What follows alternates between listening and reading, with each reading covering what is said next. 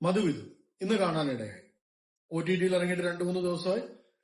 ഇന്നാണ് ആ പടം ഒന്ന് കാണാനായിട്ട് സമയം കിട്ടിയത്. നല്ല പടം, ഒരു ഫീൽ ഗുഡ് പടം. സമയം പോകുന്നതേ നമുക്കറിയത്തില്ല. ഷറഫുദ്ദീനാണ് ഇതിനകത്തെ മെയിൻ ക്യാരക്ടർ. ജഗദീഷ് ഉണ്ട്, സായ്കുമാർ ഉണ്ട്, അങ്ങനെ ഒട്ടനവധി പേരുണ്ട്. പക്ഷെ ഇതിനകത്ത് ഇവരെ കാട്ടിലൊക്കെ സ്കോർ ചെയ്തേക്കുന്നത് അസീസാണ്. അസീസ് തലങ്ങും വിലങ്ങും സ്കോറിംഗ് ആണ്.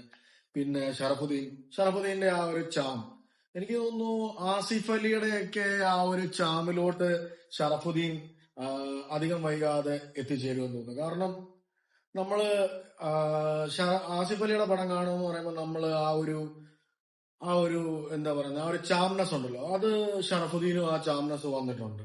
നല്ല നല്ല നല്ല ഒരു പടമാണ്. ഫാമിലിക്ക് ഒത്തിരുന്ന് കാണാൻ പറ്റിയ ഒരു നല്ല പടമാണ്. പിന്നെന്താ പറയുന്നത്, ഇത് ഒരു കുടുംബത്തെ ചുറ്റിപ്പറ്റി നടക്കുന്ന ഒരു പടമാണ്. ആ ഒരു വീട്ടിലെ കാര്യങ്ങളും അങ്ങോട്ടും ഇങ്ങോട്ടും. ഇവരുടെ 4 പേരുണ്ട്. ജഗദീഷ് ഏട്ടൻ, പിന്നെന്താ പറയുന്നത് അസീസ്, ഷറഫുദ്ദീൻ, ഇവര് റിലേറ്റീവ്സ് ആയിട്ടുള്ള ഇങ്ങനെ ഒരു നല്ലൊരു പടം. ഒരു ഫാമിലിയാണ്. ആ ഫാമിലിയിലോട്ടൊരു സ്ത്രീ വരുന്നതും പോകുന്നതും അങ്ങനെയൊക്കെ ഉള്ളൊരു പടമാണ്. നല്ല രീതിയിലാണ് ഈ പടം എടുത്തേക്കുന്നത്. നല്ല ഒരു തനിമ, ഒരു മലയാളത്വം ഉണ്ട് ഈ ഒരു പടത്തിന്.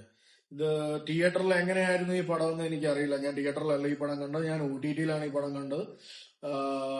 അത്യാവശ്യം നല്ല നല്ല രീതിയിലാണ് എടുത്തേക്കുന്നത്.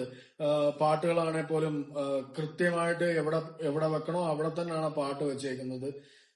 നല്ല രീതിയിൽ അഭിനയിച്ചു. സ്ത്രീ കഥാപാത്രങ്ങൾ നന്നായിട്ട് തന്നെയാണ് ഈ സിനിമയിൽ ചെയ്തിരിക്കുന്നത്. അത്യാവശ്യം നല്ലൊരു എന്റർടൈനർ ആണ്. വൺ ടൈം വാച്ചബിൾ, ഒരു തവണ കാണാം.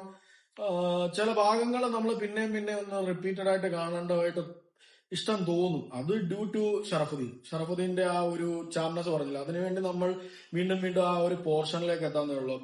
മോറോവർ ഈ ഒരു പടം ഒരു വൺ ടൈം വാച്ചബിൾ ആയിട്ട് എനിക്ക് ഫീൽ ആയിട്ടുള്ളൂ. ബട്ട് നല്ലൊരു പടമാണ്, നിങ്ങൾക്ക് കാണാം. അപ്പം ശരി.